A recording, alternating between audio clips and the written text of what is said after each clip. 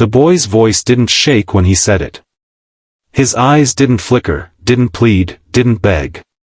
In the middle of a gleaming glass office tower filled with power and pride, surrounded by men in suits and silent assistants holding tablets, a 12-year-old boy looked straight at the CEO and said, "You'll regret this." The room froze, as if even the air had forgotten how to move.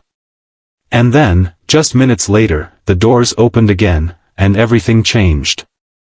If you believe in kindness, second chances, and the quiet strength of doing the right thing even when it's hard, take a moment to like, comment, share, and subscribe to the channel, Wisdom Story House. Your support helps stories like this reach more hearts. It was a bright, ordinary morning, the kind where sunlight poured through tall glass windows and painted the marble floors in soft gold. The building itself stood like a monument to success, towering over the city, reflecting ambition in every polished surface. Employees moved quickly, their footsteps echoing purpose, their faces trained into expressions of quiet professionalism. It was a place where decisions shaped lives, where one signature could build or destroy futures. And in the middle of it all stood Arham Malik, a boy who didn't belong there, at least, not by appearance. His shoes were worn, his shirt slightly oversized, and his backpack looked older than he was. But his posture was straight, his chin lifted just enough to suggest he wasn't afraid, even if his small hands betrayed him by curling into tight fists. He had walked in alone. The receptionist had tried to stop him, her voice gentle but firm, asking where his parents were, who he needed to meet. But Arham had insisted, his words calm, determined, and somehow carrying a weight far beyond his years. He asked for the CEO by name, not as a child making a mistake, but as someone who had a reason, a serious one. And somehow, through persistence and something unexplainable in his eyes, he was allowed through. Now he stood in the executive office, facing a man who had built empires out of numbers and negotiations. The CEO, Raza Karim, was known for his sharp decisions, his unyielding standards, and his ability to read people within seconds. His office reflected that, minimalist, precise, intimidating. Everything had its place, and everything spoke of control. But Arham didn't flinch under that gaze. The tension in the room grew thick, almost visible, as Raza leaned back slightly in his chair, studying the boy in front of him. He didn't raise his voice, didn't show anger. Instead, there was a faint hint of curiosity, like he was trying to solve a puzzle that didn't quite fit. Arham had come with a purpose, and that purpose burned in his chest like a steady flame. He thought about the nights he had seen his father come home exhausted, shoulders heavy with invisible weight, hands rough from work that never seemed to pay enough. He remembered the quiet moments, the forced smiles, the way his father always said everything would be okay, even when it clearly wasn't. His father had worked for this company. And just days ago, he had been let go. No warning. No explanation. Just a cold notice and a final paycheck that barely covered a month's rent. For Arham, it hadn't just been a job lost, it had been stability, dignity, and hope slipping through their fingers. He had seen something break in his father that night, something deeper than frustration. It was the kind of silence that scared him more than any anger ever could. So Arham had made a decision. If no one else would stand up for his father, he would. And now, standing in front of the man responsible, he delivered those words with quiet certainty. "You'll regret this." There was no drama in how he said it, no raised voice or trembling lip. Just truth. For a moment, nothing happened. Then, a subtle shift. Raza Karim straightened slightly, his expression no longer just curious. Something else flickered there, something sharper, more attentive. He wasn't used to being spoken to like that, especially not by a child. But there was something about Arham that didn't feel childish. It felt real. Outside, the office buzz continued, unaware of the moment unfolding within those walls. Assistants moved files, phones rang, elevators opened and closed. Life carried on, indifferent to the quiet storm building in that room. But inside, time seemed to slow. Arham didn't speak again. He didn't need to. His words had already settled into the space between them, heavy and impossible to ignore. Raza's fingers tapped lightly against the desk, a habit he had when thinking. He had seen people threaten, beg, negotiate. But this was different. There was no demand, no plea, just a statement. "You're a bold boy," Raza finally said, his tone measured. Arham didn't respond. And then, before anything else could be said, there was a knock on the door. It was quick, urgent, almost out of rhythm with the calm professionalism of the building. The door opened slightly, and an assistant stepped in, her usual composure replaced with something closer to hesitation.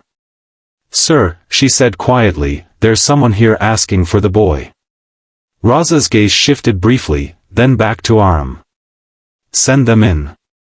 The door opened fully this time. And that was when everything changed. A man stepped in, his presence filling the room in a way that wasn't loud but undeniable. He wasn't dressed like the others in the building. His clothes were simple, slightly worn, and his face carried the marks of long days and restless nights. But there was something in his eyes, something steady, unbreakable.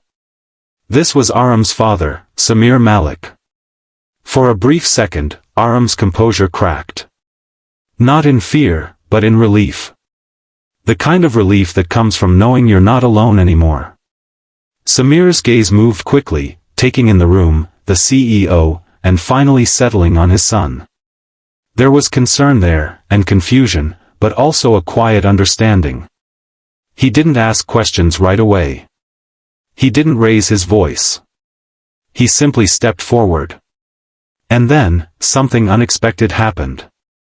The energy in the room shifted so completely that it felt almost unreal. Raza Karim, the man who commanded respect from boardrooms and billion-dollar deals, stood up. Not slowly. Not reluctantly.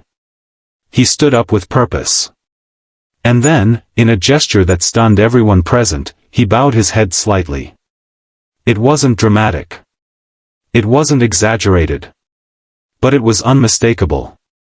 Respect. The assistant at the door froze, her eyes wide. Arham blinked, unsure if he had imagined it. Even Samir looked momentarily taken aback, his steady expression faltering just enough to reveal surprise. Because this wasn't just a man acknowledging another. This was power recognizing something greater than itself. Samir didn't return the bow immediately. He stood there, trying to understand what was happening, why the man who had just taken his livelihood away was now showing him respect. The silence stretched, heavy but no longer tense. It was something else now. Something transformative. Raza spoke again, but this time his voice had changed. It had lost its edge, replaced by something more grounded, more human. "There are things," he said slowly, "that numbers and reports don't show." His gaze shifted briefly to Arham, then back to Samir. "And sometimes, it takes courage, unexpected courage, to remind us of that." The room seemed to exhale. Samir's shoulders, tense from days of uncertainty, softened just slightly. He still didn't fully understand, but he could feel it, that something important was happening, something bigger than a job or a decision. Arham looked between them, his heart still racing, but now filled with something new. Hope. Not the fragile kind that breaks easily, but the kind that grows quietly, stubbornly, even in the hardest conditions. Raza walked around his desk, closing the distance between them. Up close, he looked less like an untouchable figure and more like a man carrying the weight of countless decisions. "I made a mistake," he said plainly. It wasn't loud. It wasn't defensive. It was honest.